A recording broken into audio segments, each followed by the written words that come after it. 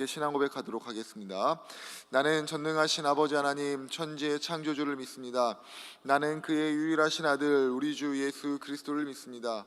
그는 성령으로 잉태되어 동정녀 마리아에게서 나시고 본디오 빌라도에게 고난을 받아 십자가에 못 박혀 죽으시고 장사된 지 사흘 만에 죽은 자 가운데서 다시 살아나셨으며 하늘에 오르시어 전능하신 아버지 하나님 우편에 앉아 계시다가 거기로부터 살아있는 자와 죽은 자를 심판하러 오십니다. 나는 성령을 믿으며 거룩한 공교회와 성도의 교제와 죄를 용서받는 것과 몸의 부활과 영생을 믿습니다. 아멘. 오늘 새벽에 선포되어질 하나님의 말씀은 다니엘서 1장 17절부터 21절까지의 말씀입니다. 다니엘서 1장 17절부터 21절까지의 말씀을 우리 다 같이 한 목소리로 읽도록 하겠습니다. 다니엘서 1장 17절부터 21절까지의 말씀입니다.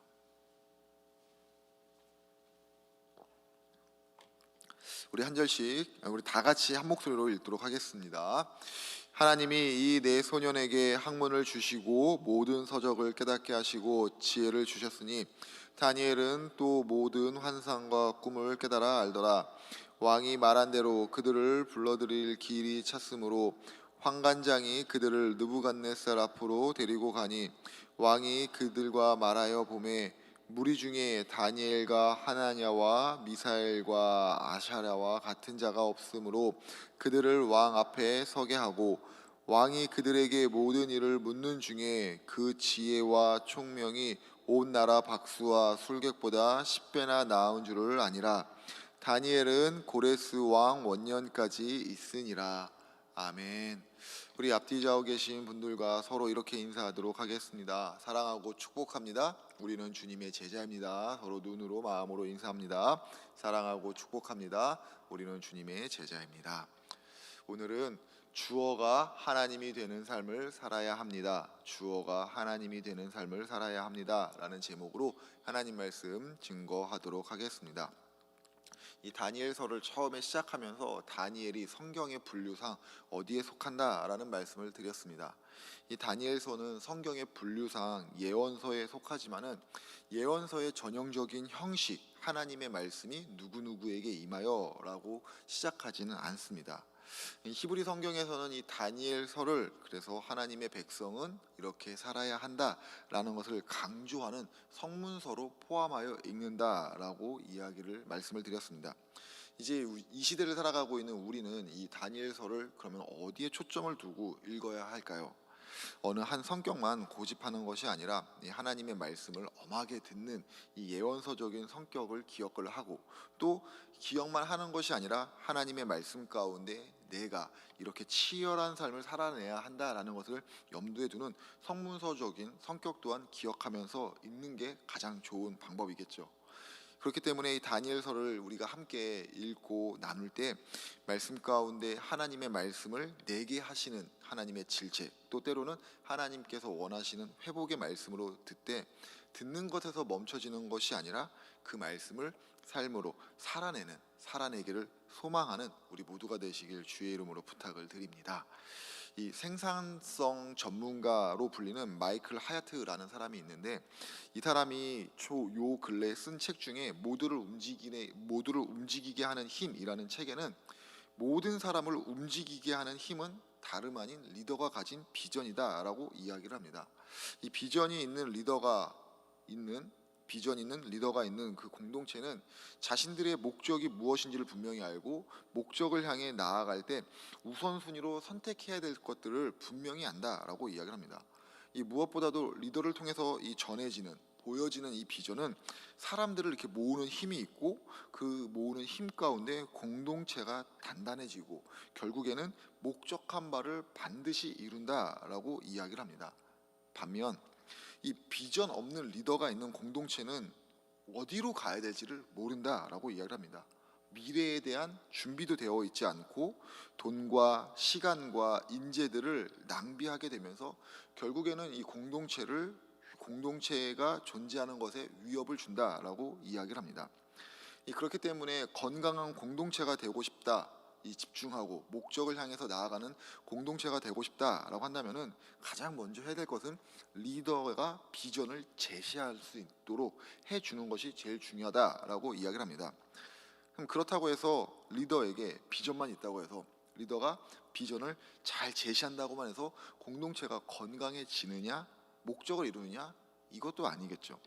비전을 이루기 위한 그 실행이 있을 때 비전이 비전으로서 빛나게 되는 겁니다. 비전을 위해서 실행에 집중하는 사람은 그 삶의 우선순위를 분명히 합니다. 우선순위를 분명히 한다는 거, 내가 무엇을 해야 될까를 아는 것이 아니라 무엇을 가장 먼저 포기해야 될까를 아는 사람이다라고 이야기를 합니다. 그리스도인, 하나님의 비전을 소유한 사람들입니다. 그리스도인의 삶의 우선순위는 이 땅에서 하나님께 영광을 돌리며 삶을 살아가는 가운데 하나님의 나라를 세워가는 복음을 전하는 것이죠. 그리스도인들의 삶의 그렇게 우선순위는 하나님께 집중하는 겁니다. 그러나 우리가 현실 가운데 만나보는 많은 그리스도인들이라 불리는 사람들은 우선순위가 명확하기보다는 불분명해 보일 때가 훨씬 많다는 것을 어렵지 않게 확인할 수가 있습니다. 무엇이 안 되는 것일까요? 무엇이 없는 것일까요? 그리스도인으로서 살아가는 그 집중력이 아니라 그리스도인으로서 포기해야 될 것의 우선순위가 명확하지 않다는 겁니다. 그리스도인이 포기되는 것이 무엇입니까? 자신의 유익과 만족만을 위하는 것을 포기해야 됩니다. 하나님의 뜻과 반하게 되는 자아의 만족만을 위해서 구하는 것들을 포기해야 됩니다. 마치 다니엘과 세 친구가 하나님을 향해서 뜻을 정하고 그렇게 산 것처럼 말입니다. 다니엘과 세 친구는 바벨론의 인재 육성 프로그램에 참여하게 된 이른바 선택받은 포로들이었습니다. 이들은 비록 포로의 신분을 가지고 있었지만은 장차 바벨론의 미래를 책임지게 될 인재이기도 했습니다. 바벨론은 그렇게 이들에게 많은 공을 들여서 나라를 지탱해가는 다음 세대를 맡을 엘리트로 키우기 시작을 합니다. 매일같이 고기를 제공을 하고 그 나라 가운데 있었던 주요한 학문들을 습득하게 하면서 포로들뿐만이 아니라 평범한 바벨론 사람들도 부러워할 만한 삶을 살게 합니다. 이렇게 바벨론 인재 육성 프로그램에 포함된 다니엘과 세 친구를 보면서 포로들 가운데서도 또 그 나라 가운데 있는 여러 사람들 가운데서도 분명히 그들을 향해서 질투를 했을 것이고 또 부러움을 섞어서 말하는 사람들도 있었을 겁니다. 그러나 정작 다니엘과 세 친구는 사람들이 생각하는 것처럼 이렇게 살아가는 것에 대해서 좋아하지도 않았고 그것에 대해서 부러움이 있다라고 하면서 자랑하지도 않았습니다. 다니엘과 세 친구는 바벨론의 인재 육성 프로그램에 참여하면서 그 프로그램 가운데 있긴 하지만은 그들이 가지고 있었던 신앙의 정체성을 가지고 신상에게 드렸던 고기 먹는 것을 거부합니다. 제사에 드렸던 음식이 더러워서 거부한 것이 아니라 하나님의 백성으로 율법에서 어긋나는 것을 하지 않겠다라고 하는 이 하나님의 말씀을 지키기 위한 행동이었습니다. 다니엘과 세 친구 하나님께 뜻을 정하고 그 뜻대로 살기로 결심하고 당시 이들을 돌보고 있었던 환관장에게 자신들의 뜻을 이야기를 합니다. 그리고 고기를 먹은 그 친구들과 고기를 먹지 않은 우리를 시험해서 비교해 보라라고 말합니다. 열흘의 시간을 주고 시간이 흐른 뒤에 결과를 확인하는 그 순간 다니엘과 세 친구의 건강 상태를 비롯한 얼굴빛이 고기를 먹었던 다른 사람들에 비해서 좋아 보였다는 것을 확인하게 되고 더 이상 그들은 이 고기를 먹지 않아도 되는 그런 상황에 놓이게 됩니다. 이들은 자신이 하나님의 백성이라는 정체성을 분명히 하는 동시에 자신들의 삶에 하나님이 우선순위가 됨을 분명하게 행동으로 보여줬습니다. 다시 말해 다니엘과 세 친구가 포기한 것은 세상과 같아지는 것, 세속적으로 편하게 되는 것을 포기한 것입니다. 대신 이들은 불편할지는 모르지만 하나님의 뜻 가운데 살아가는 것을 붙잡았고 이 뜻 가운데 살아가기로 선택한 이 불편함 가운데 하나님께서 행하시는 놀라운 하나님의 역사가 임하게 된 것입니다. 그리스도인이라고 불리는 지금 우리는 어떤 삶을 살아야 될까요?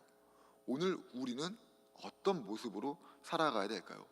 두말할 것도 없이 우리는 하나님이 우선순위가 되는 삶을 살아가야 됩니다. 이런 삶을 살아가기 위해서 하나님께서 원하시는 것이 무엇인지를 고민하는 것도 굉장히 중요하지만은 동시에 우리가 가져야 되는 것, 하나님이 원하시지 않는 것을 쉽게 포기해야 되는 마음을 가져야 되는 겁니다. 하나님의 뜻을 저버리게 되는 세속화를 거부하는 동시에 세속화의 흐름 가운데 휩쓸리지 않도록 세속적인 가치관, 그 중심 가운데 있는 내 자아를 십자가에 못 박아야 되죠. 나를 십자가에 못 박고 살아가는 삶에 대해서 예수님께서는 딱 두 마디로 정리하십니다. 하나님을 사랑하고 이웃을 사랑하라.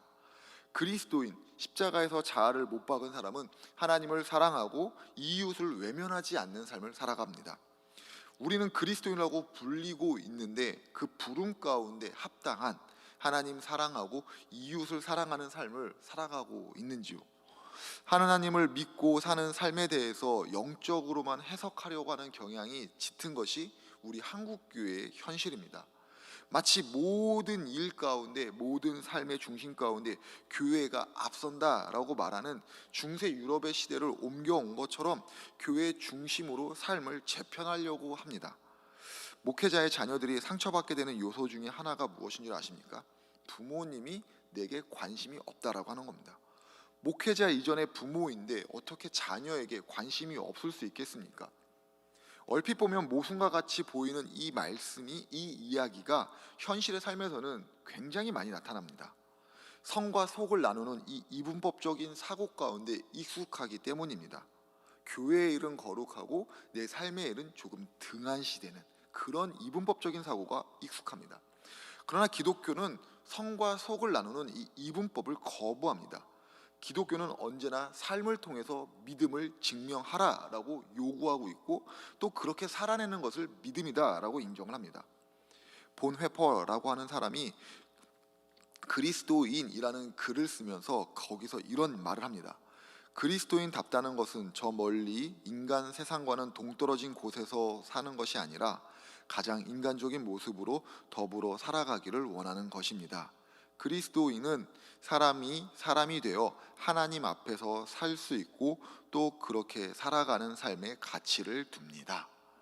이 보네퍼가 말한 것처럼 하나님을 사랑하고 이웃을 사랑하는 삶을 살아내는 것이 십자가에서 내 자아를 못 박은 그리스도인의 모습임을 우리가 잊지 않았으면 좋겠습니다. 그렇기 때문에 우리가 오늘 하나님의 뜻 가운데 세상을 살아가면서 가장 먼저 포기해야 되는 것이 무엇입니까?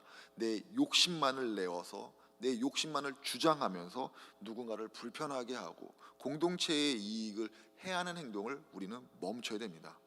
세상 가운데 착한 사람이 되어야 되고 좋은 이웃이 되어야 되고 친절한 친구가 되어야 되며 따뜻한 부모님으로서 오늘 하루를 살아내야 됩니다.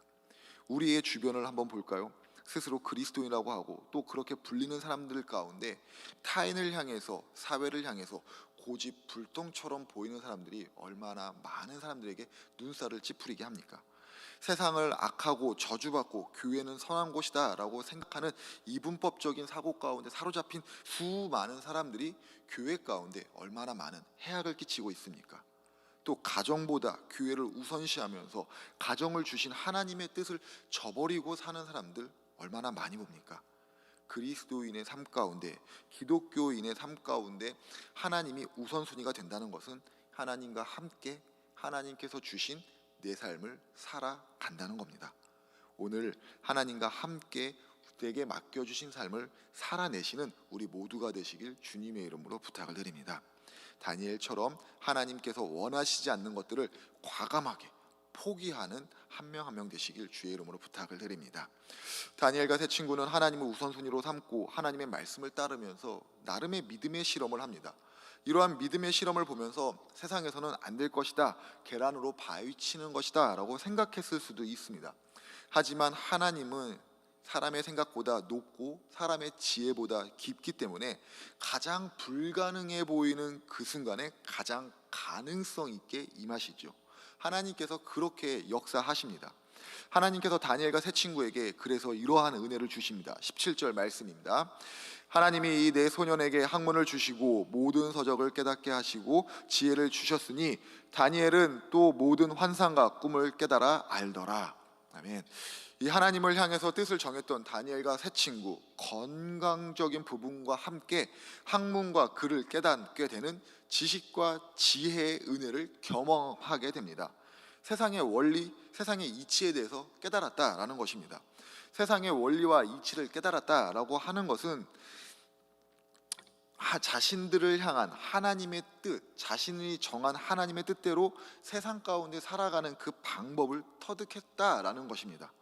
곧 삶의 확고한 철학, 삶의 확고한 신념을 가지고 어떻게 실천하며 살아야 될지를 알게 되었다라는 것입니다.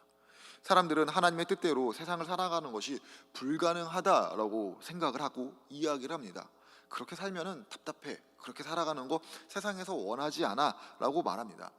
또 많은 믿는 사람들이 하나님의 뜻대로 세상을 살아가는 것이 불가능하다라고 생각을 하면서 세상은 세상이고 하나님은 하나님이야 라는 식으로 이야기할 때도 수없이 많이 있습니다. 맞는 말처럼 들릴 때가 있습니다. 믿음을 지키고 세상을 살아가는 것이 정말 계란으로 바위를 깨겠다라고 하는 것처럼 무모한 신념의 행동인 것처럼 보일 수도 있습니다. 그래서 많은 사람들은 믿음으로 세상을 살아가는 것보다 적당선을 찾아냅니다.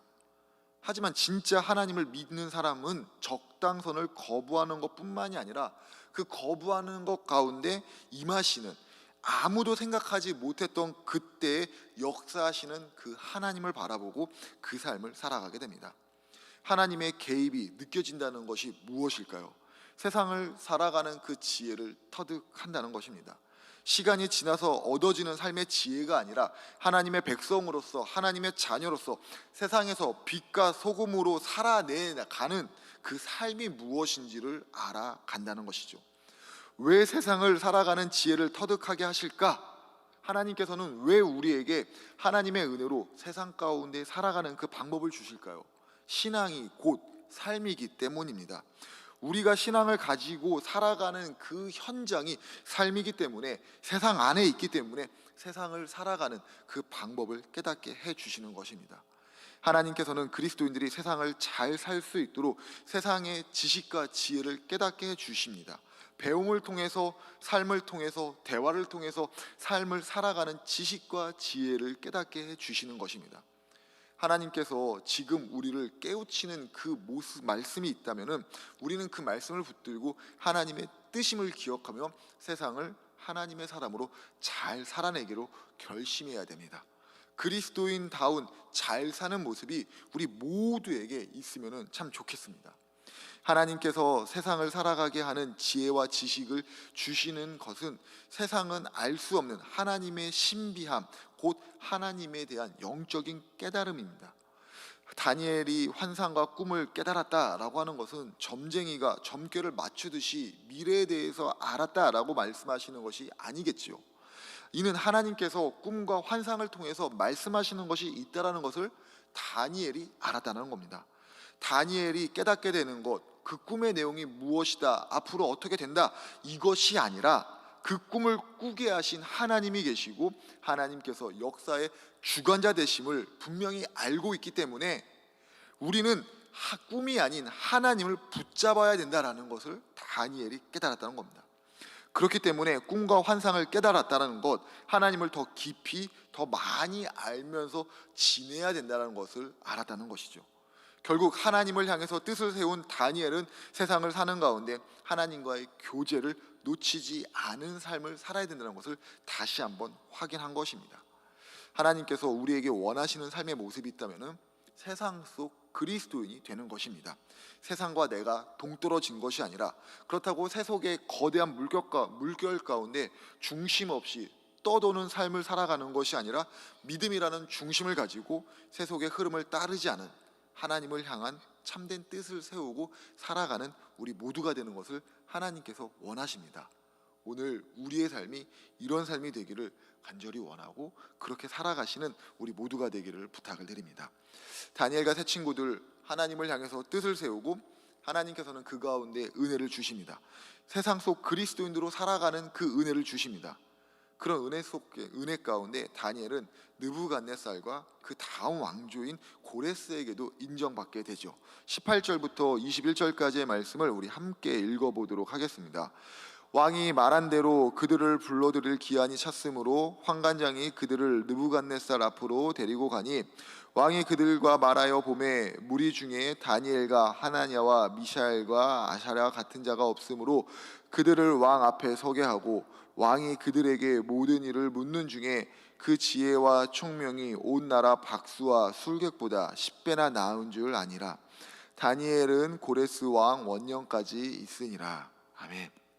하나님의 은혜 가운데 이들은 세상에서 너희는 다르다, 너희는 진짜 하나님을 믿는 사람이다 라고 인정받게 되었다는 것입니다. 현대인의 삶 가운데 필요한 것들이 많이 있겠지만 그 중에 하나가 있다면 바로 인정받음입니다.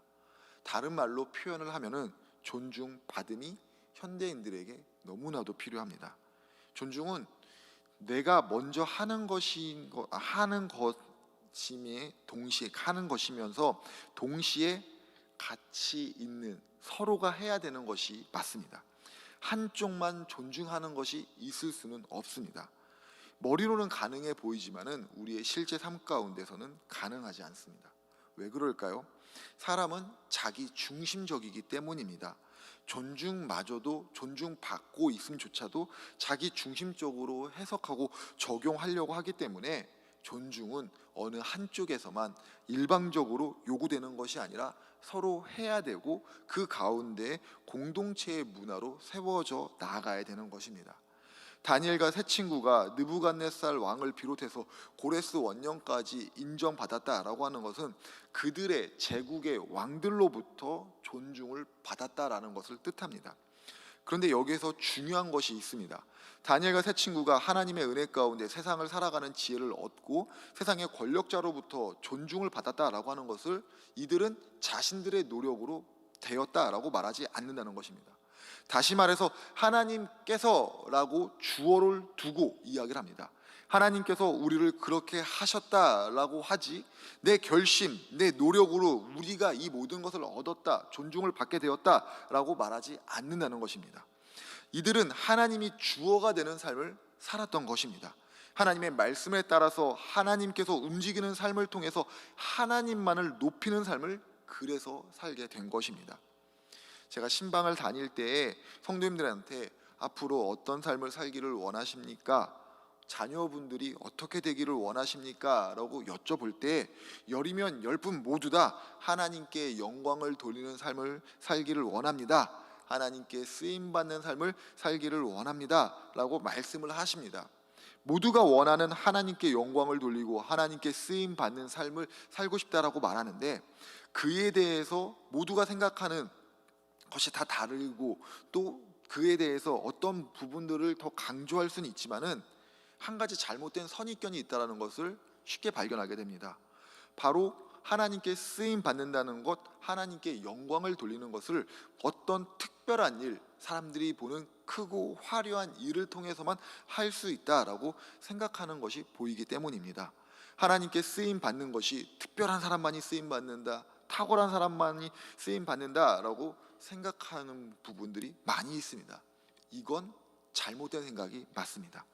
하나님께서는 특별히 선별된 몇몇만을 위해서 그들에게만 영광을 받으시고 그들만 쓰시는 분은 아니십니다.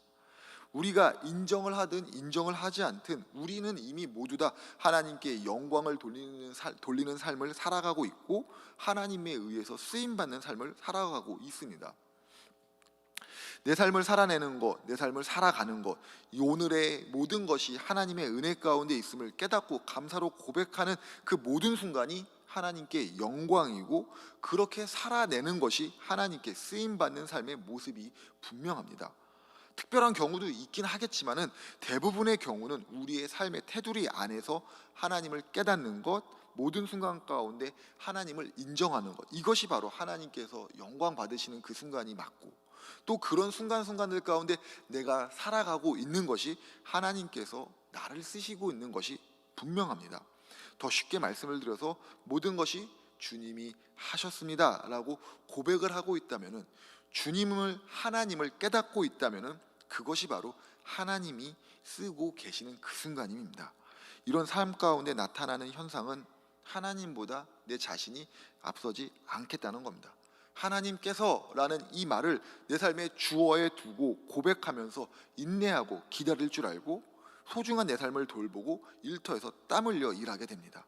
또한 하나님께서라는 이 고백을 하면서 조급한 마음을 내려놓고 주님의 뜻대로 살기로 결심하고 모든 것을 이루시는 그 하나님을 바라보고 그 순간이 되었을 때 하나님께서 하셨습니다 라는 이 인정의 말을 다시 고백을 하게 됩니다.